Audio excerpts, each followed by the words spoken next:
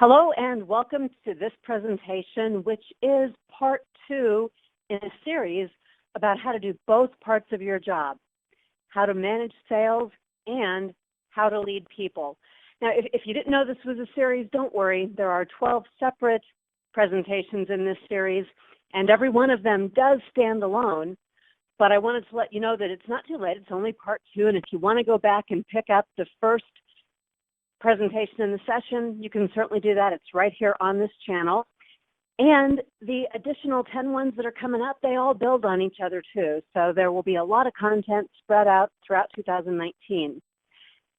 If you attend all 12 parts of the series, plus access coaching and some bonus tools, you will get a certificate for this program, a People First Productivity Solutions Certificate of Completion from the course. I offered a limited number of seats in that course at no cost, and as of about 5 minutes ago, there is 1 seat left. I know if you look over in the attachments and links to get more information about that, it says 2, but that's just because Bright Talk doesn't let me update that so close to the live presentation. So that's first come, first serve. If you're interested, be sure to email me, download that information, and you can get involved. If you're new to Bright Talk, you probably don't know what I'm referring to when I say attachments, so I want to be sure and point that out to you. There's bonus content. In addition to this being a webinar presentation, there are also links and attachments where I've tried to give you more information than what I can reasonably present in our 45 minutes together. So by all means, please take advantage of that. It's all no cost. The first attachment that you will see is a handout of these slides that I'm about to cover. So if you want to download that right away and have something to take notes on, here's your advanced notification so you can do that. If you're new to Bright Talk, 2 other things you might not know. One of them is that I can't help you if you have any technology issues, but Bright Talk is awesome. That orange button that says Get Live Support Now, they are extremely responsive and they'll help you out. I'm just not able to. I don't have access to be able to really help you out with any issues that you might encounter. So please let them know. And at the end of the presentation, if you would please post a review for me, whether you are listening live or on demand. I really appreciate those reviews. I do read them, and I use them in future sessions to continually try to improve and deliver what you're looking for. For those of you who are attending live, I also really appreciate your questions during the presentation. If you've got the question, other people probably do too, and some of them, a lot of them, aren't attending live, so we're all counting on you to raise those questions. I'm Deb Calvert, by the way, and this is my channel, the Deb Calvert channel here on Bright Talk. I'm also the founder of the Sales Experts channel, so if you're looking for really good educational and inspirational content from sales experts, that's authors, speakers, trainers, coaches, researchers across the world. There are over 150 of them who have presented over on the Sales Experts channel here on Bright Talk. And if you're looking for more free content, by all means, please be sure and check that out. What I do here in my own channel, I present for managers in all disciplines, especially HR, and I present monthly for sales managers in this particular series. The aim of our webinars this year are about those dual purposes of your job. I'm not emphasizing the management and the selling skills too much. What I'm really going after this year are the interpersonal skills and the leadership skills and the opportunities for you to develop as you are leading people in addition to managing sales. Those 2 things working together in tandem. All right, enough with the setup stuff. Let's get rolling here. What you're looking at here on screen now, this is from research that's done by Gallup. It's been repeated year after year for about 3 decades now, and the results never change, which I think is interesting in and of itself. But these are the top 4 reasons that employees, including sales employees, there's absolutely no difference. These are the top 4 reasons that people leave their jobs. And number 5 on this list, in this research from Gallup, number 5 is the amount of pay.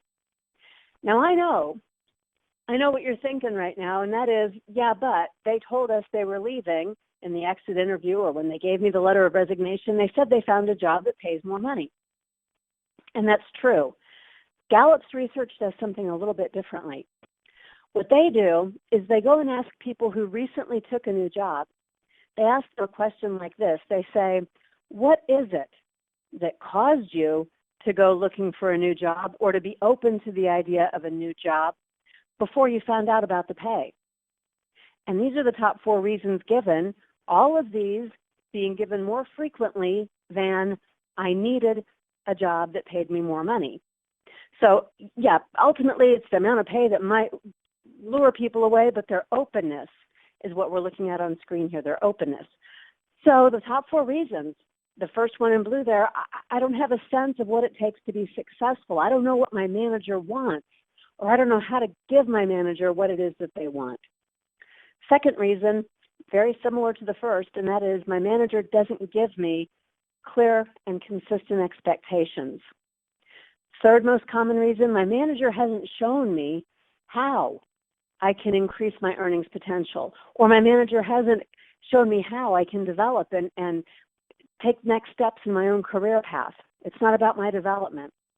And the fourth reason is that I'm not getting coaching or feedback about my performance. I really don't know where I stand.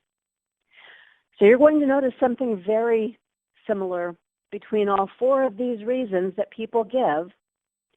What they all have in common is you, the sales manager. And that's good news and bad news. The bad news, obviously, being that's a lot to carry on your shoulders.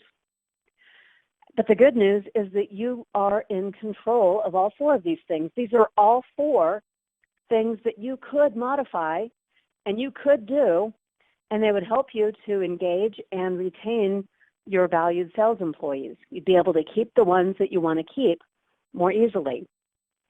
So that's the big takeaway that I want to impress on you, right? By helping people in these 4 ways, you're going to do a better job of motivating them, increasing their performance level, engaging them, and keeping them. And all of these are more important than doing the things that sometimes we do too hastily, like lightening their quota load, or protecting them in the first place from regressive quotas, or giving them a buy on certain situations that come up. So I want you to think about these tactics, because these are the ones that might have even more impact. Okay, well, if we're looking to boost retention and we're looking to address these 4 issues that will also increase employee engagement and sales productivity, because if you attended the first webinar, you know those things always go hand in hand.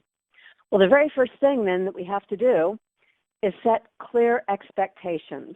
And that's why we're devoting this entire presentation to that particular topic. Now, I know setting expectations in sales, we think, well, that's so obvious. The expectation is that you make the number. But actually there is more. There's a lot more. Because the number, it's just a number.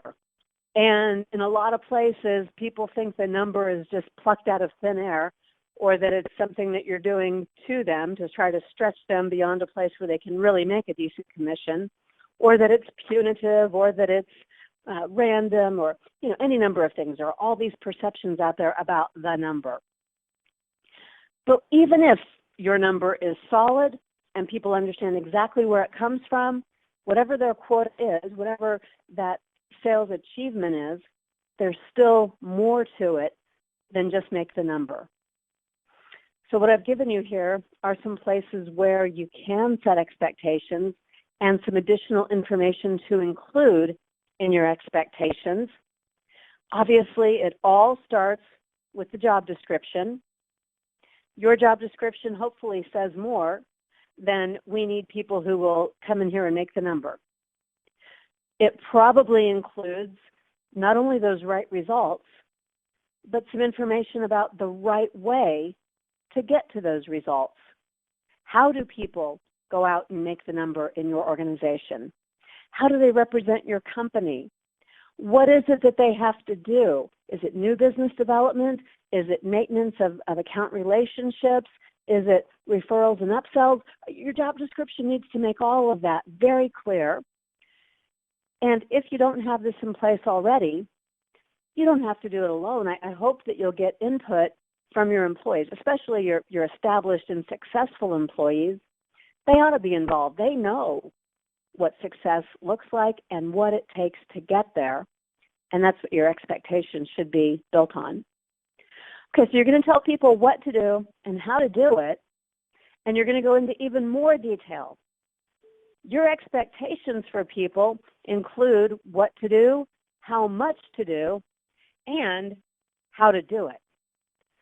So I'm going to ask you some questions that will help you flesh out exactly what you would need to be telling people. If you're a sales manager, I know most of you who are attending are, I'd like you to think of a seller on your team. Get someone's actual face and job in your mind so you can do some real work here.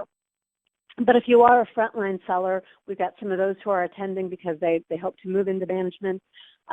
For this exercise that I'm about to give you, I'd like you to think of a support team member that you're counting on to help you fulfill an order or satisfy a customer or prepare for a presentation, just any one of the team members that you count on.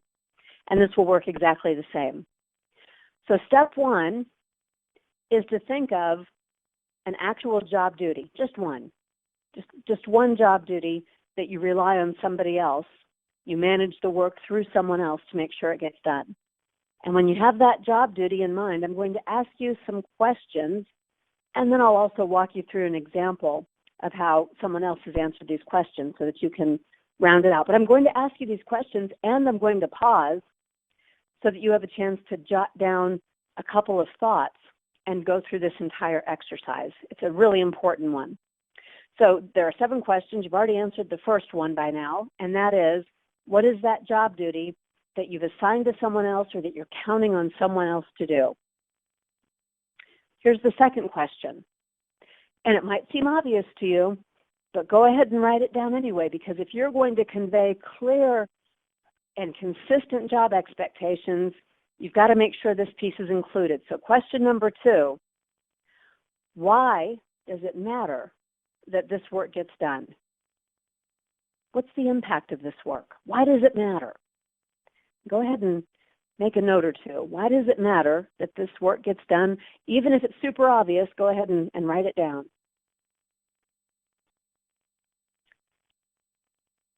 Question number 3, how much of this work needs to get done in a given time frame? So how much of this work needs to get done in a typical day or week or month or quarter, whatever's appropriate to the kind of work you're thinking about. What I want you to do is quantify how much of it needs to get done, how much of it is required to be successful. If this is cold calling, this is your number of calls per day.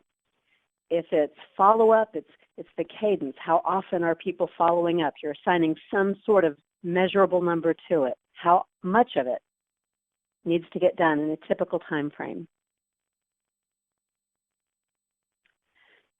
The fourth question that will help you to set good expectations is another why question. And it is about the thing you've just written down for question 3. How much of it was number 3. Number 4 is why do you need that much?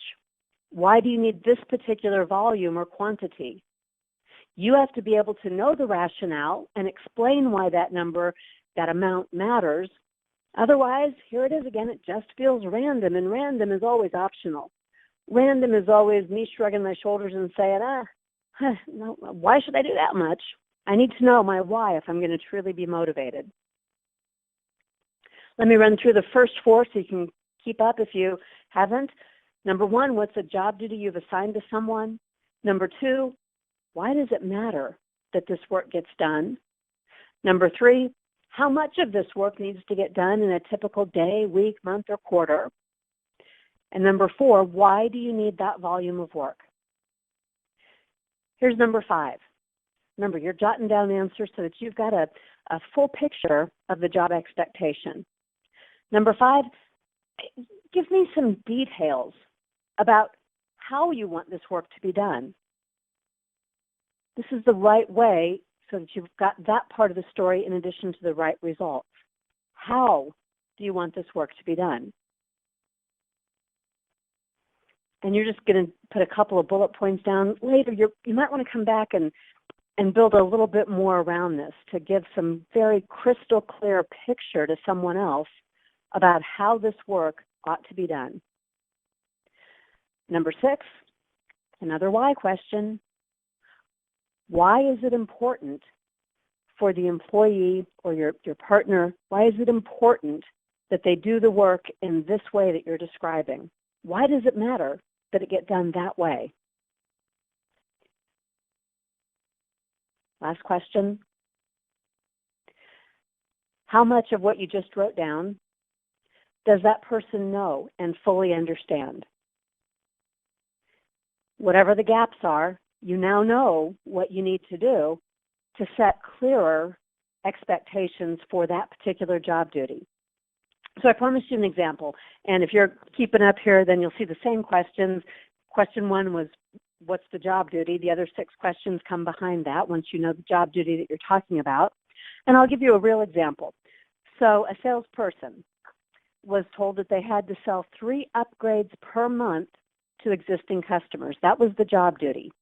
And that was all they were told. The other 6 questions were not answered, so they weren't successful. And actually, they were doing some things that weren't quite in alignment with the way the company wanted those things to be done. So we weren't getting the right results, and things weren't being done the right way.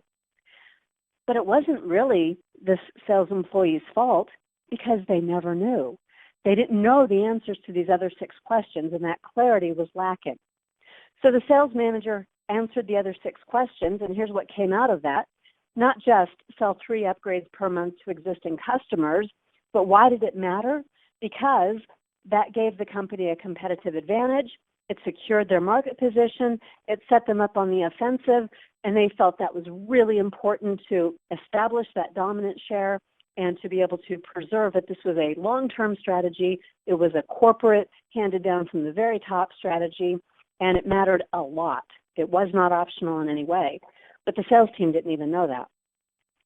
The second thing that needed to be said was, how much of this work needs to be done? 3 upgrades per month, okay, sure, but do I wait till the last day of the month? Do I do all of this at the beginning of the month? Well, it turns out that the people who were the most successful actually had a pretty good cadence. They were making one of these sales approximately every week. Now, that meant that they were seizing multiple opportunities in order to get 3 of them, 1 per week, and some weeks they didn't get it. But it meant they were seizing opportunities early in the month. They weren't having to scramble at the end of the month. They didn't have to go out and make a call blitz just to try to do this. They knew how to listen for those opportunities and offer them on a regular basis. So that answered the question. It wasn't just the quantity, it was the activity that helped to get to that result. And here again, why do you need those quantities? Why do you need 3 per month per rep? Well, this was actually not just a random number that was pulled out of thin air, like everybody thought, but out of their client base of 5,000 existing clients, they wanted to have 500, 10%. They wanted to have 10% who were getting this particular upgrade. That was a pretty small number, actually, if you think about it, and they felt like 10% was going to give them the momentum to make that an easier sell in the future. If they got to that tipping point of 10%, they felt like that was going to give them testimonials and referrals and an opportunity to fully understand it, and that the sales team would have by then come to make this their routine of offering this particular upgrade. So there were a whole lot of reasons. That context was helpful, though, for salespeople to understand. Details, number 4, the 4th question you see up there, details about how this work is to be done. Well, with integrity. That was the first answer. And, that sounds pretty good, but what does that mean? What does that look like? And what it meant to senior management is that it's sold not just to the people who are the easiest ones to sell. It meant sell this particular upgrade to the people who have a clear need that can be met by this upgrade. And that required doing different types of needs discovery, even with these established customers, and proposing that they take the upgrade to meet that need. So it wasn't just an upsell that people didn't understand. That had already been done. They had sold some, and the people they sold it to couldn't really use it, didn't really know what to do with it, and didn't fully see how it met their own needs. They just liked the salesperson, or they heard something that wasn't entirely accurate in what they were doing. Okay, so why does it matter for the sales employees to do work that way? Well, it's about the company's brand, their reputation. They didn't want to have any buyer's remorse. They didn't want to be doing refunds. They didn't want this upgrade to be misunderstood or having a bad brand in the marketplace. And then finally, what I just told you, everything beyond sell 3 upgrades per month to existing customers, in that particular sales organization, not one single word had ever been shared with the sales employees. In fact, a lot of sales managers didn't really know. They were doing some guesswork themselves about the answers to all 6 of these questions. So if you don't know, your first job is to go and find out. It's okay to ask these kinds of questions. It should be more than my boss told us we have to sell this stuff. The sales director, the VP, the CHRO said so let's go do it. That's not very motivating. And people are not able to be successful unless they have this full understanding of those job duties, the ones that matter most. So if you're like most sales managers, you have a little bit of work here to do to fully set the expectations. But trust me, this is work that is well worth your time and effort, because you won't have to hammer people so hard. You won't have to feel so frustrated that they aren't doing what you've asked them to do once you give them all of this context. Now, what I'm really describing here is about your communication. This is about communication. It's about sharing more information in a way that people can understand it and receive it and act on it. I'm not going deep in this particular presentation about the skills of communication, the sending and the receiving of information. But if you look over there in the links and attachments, I have given you a link to another Bright Talk presentation, a deeper dive into basic communication skills. They're not so basic that you're going to be insulted by what's included, but they are extremely important communication skills for anyone who needs to get work done through other people. So this is a communications presentation developed for people in management roles. You might want to check that one out. Okay, now, if talking about expectations, probably somewhere in there, we're talking about getting the maximum performance out of folks, which also implies that maybe you've got some people who are underperforming. So I'd like to talk about that for a moment. These are the most common reasons that people in any job, including sales, these are the most common reasons that people underperform. Now, you might have forgotten about how important some of these reasons are. You might be thinking about the competitive pressures or the workplace environment or the challenges with how buying and selling has changed. You might feel like people are under-resourced without the right technology, or that their quotas are oppressive and impossible to reach. And you might be thinking people don't succeed for a whole host of other reasons. But the truth is, at the core, these are the reasons that people underperform. And often, it comes back to them not understanding the expectations. So there's a lot of overlap here between reasons people underperform and reasons that people lose the job, and our responsibility and our ability to resolve those issues. So if someone isn't meeting your expectations, if they're underperforming, I'd like to encourage you to start by making sure that you've communicated those expectations by answering those 7 questions we just went through. And then making sure that people understand all those aspects, what you want and why, how much you want and why, and how the work should be done and why it should be done that way. If you aren't answering those questions, or if you aren't answering them consistently, you might be sending a mixed message. For example, if you say, this is the way we sell around here, but then somebody is selling in a different way, maybe a way that isn't the way that best represents the company's brand, you have to ask yourself the fifth question on this list. What are those negative consequences for underperforming, for doing work the wrong way? I have coached in many sales organizations where there is no negative consequence for getting the right results, but doing it the wrong way.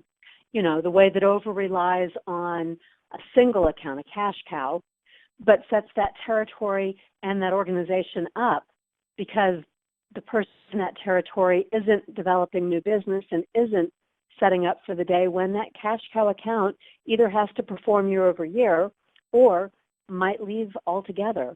And then you're in that precarious position of having to make up all that lost revenue, or not being able to post gains because you haven't been proactive in developing new business too.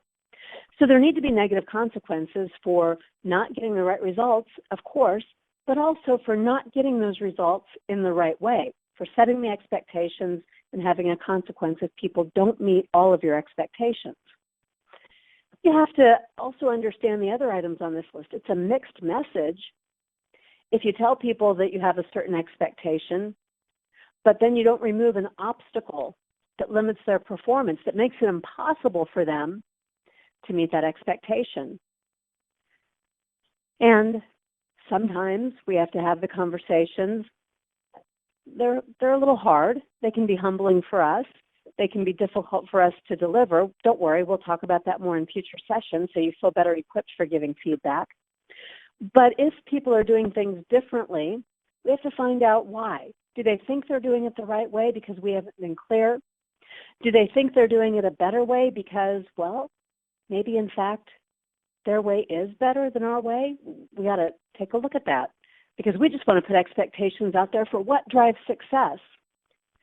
Or maybe we haven't been entirely clear, or they've heard something from someone else that causes them to feel pulled in two directions and they think something else is more important. Or maybe they just don't like the work, so they don't do it. They don't want to make more cold calls. They don't like hearing no. They have call reluctance. So they just find lots and lots of other things to keep them busy and maybe not productive. So we've got to analyze all this. We can't send mixed messages. We can't allow those things to go on because that implies our consent and approval.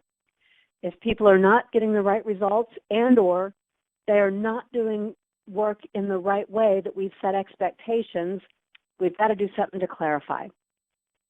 Let me give you a neutral example here, just because I see it often enough and because I want you to have something to relate to.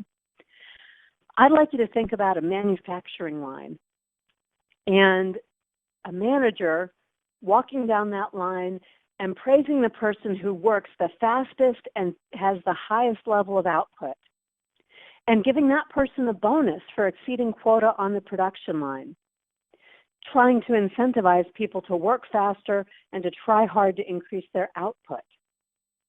Now, imagine being the person on that line who worked faster and had more output because you wanted to make that bonus. Imagine how you would feel if the manager then came back around and chastised you or fired you for not having adequate quality in your output. I mean, you'd only heard about quantity up to that point. You'd put all your time and effort into quantity. You might be blindsided by this new expectation about quality. Oftentimes in sales, this is exactly what we do. We talk less about quality and about how the work's to be done. We don't share that expectation, and it's not fair to our salespeople. So we don't want to accidentally be sending mixed messages. Instead, make your expectations crystal clear. Now, at about this point, people often ask me, okay, well, how much of this do I need to put out there? How often do I need to communicate about these expectations? And the answer is you're almost certainly not doing this enough. You're going to feel like a broken record repeating the same thing over and over again. You're going to feel that way long before you've actually communicated enough about the messages that matter. And the reason for that is that you're competing for mind share. You are competing to break through all the other noise, all the other messages that people get every day. And even though you might be the manager and your message might be the most important one, at least in your mind, we all have limited cognitive abilities. In fact, advertising research tells us that there's this thing called the rule of frequency. And the rule of frequency, it used to be 3 times. It's actually now 7 times. What it means is that people have to see or hear the exact same message 7 times minimum before it sticks. And even then, they need to be reminded so the message doesn't get crowded out by the other more recent, more frequent messages that are coming at them. The number of times you say something actually matters more than how well you say it. And by the way, if you're not credible because you're new to the job or because somebody else is saying something different and there's a conflict or any other reason that might make you less than credible or believable, you have to say it even more, and you have to get others to say it too. Now, you're going to know that you've said it enough when the following things happen. When people are mobilized into action, even when you're not there, or when people are saying the same thing that you've said and they're making it their own, that's when you'll know that you've communicated it enough.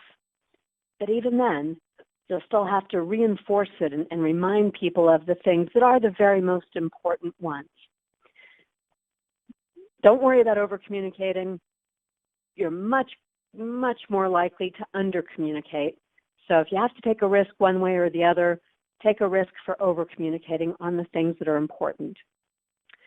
And as you're over-communicating, speaking with candor and clarity and conviction about your top expectations is where you want to focus. To help your team get aligned around whatever it is that's most important, I'd like you to consider these questions that are on screen. This will help you to create a little action plan for yourself so that you'll be setting and communicating those expectations that matter most.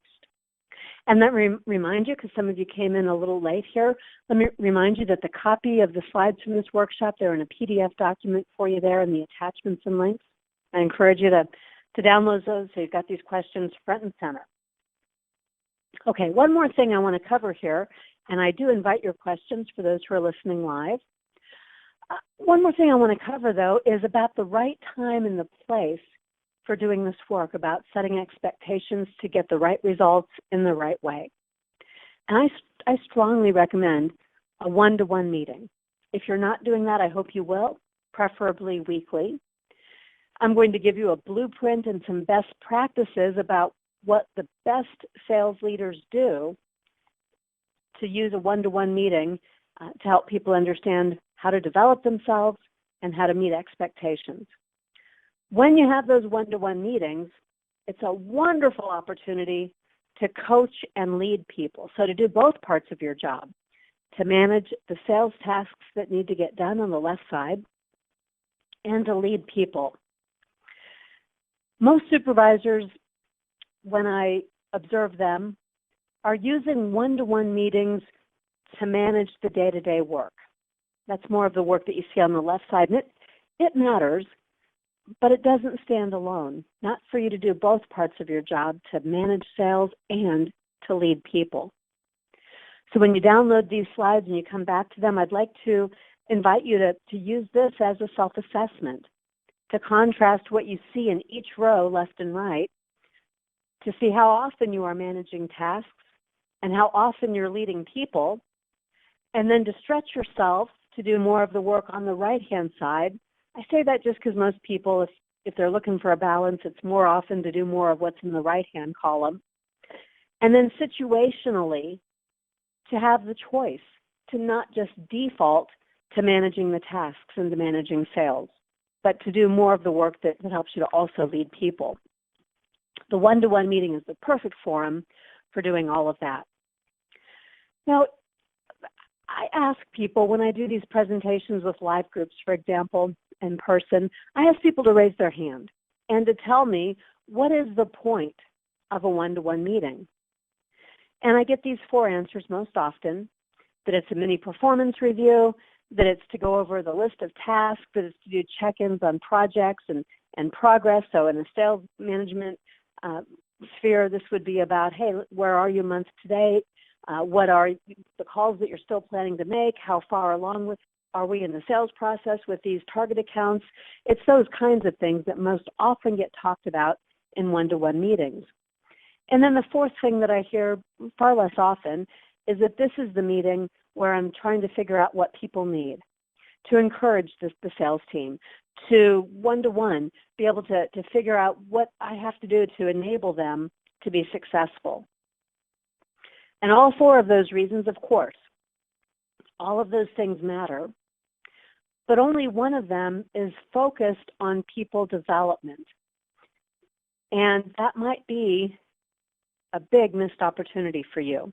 You see, you have to do less of the mini performance reviewing and the review of task lists and the checking in on projects and programs and sales activity. You have to do less of that if you have people on your sales team who are better developed and more independently doing that work without you having to micromanage them.